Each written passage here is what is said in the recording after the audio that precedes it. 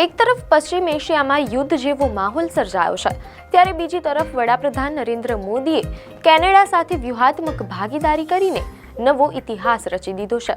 સોમવારે પીએમ મોદી અને કેનેડાના પીએમ માર્ક કાર્ની વચ્ચે મળેલી બેઠકમાં ઉર્જા અને સુરક્ષા ક્ષેત્રે અનેક ક્રાંતિકારી નિર્ણયો લેવાયા છે. આ મુલાકાતનો સૌથી મોટો પાસું ઉર્જા સુરક્ષા છે. ભારત અને કેનેડા વચ્ચે યુરેનિયમ સપ્લાય માટે ઐતિહાસિક કરાર થયા છે.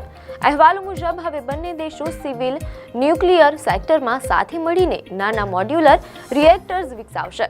આ સાથે જ ભવિષ્યની ટેકનોલોજી માટે જરૂરી એવા ક્રિટિકલ મિનરલ્સ માટે પણ મહત્વની સમજૂતી કરવામાં આવી છે. આર્થિક મોરચે પણ ભારતનો દબદબો જોવા મળ્યો છે. બંને દેશોએ વર્ષ 2030 સુધીમાં દ્વિપક્ષીય વ્યાપારને $50 બિલિયન સુધી પહોંચાડવાનો સંકલ્પ કર્યો છે. ટૂંક સમયમાં જ સીઈપીએ કરારને આખરી ઓપ અપાશે, જેનાથી લાખો રોજગારીની તકો ઊભી થશે. આવી જ ન્યૂઝ અપડેટ માટે ધ લોકસત્તા પેજને ફોલો કરો.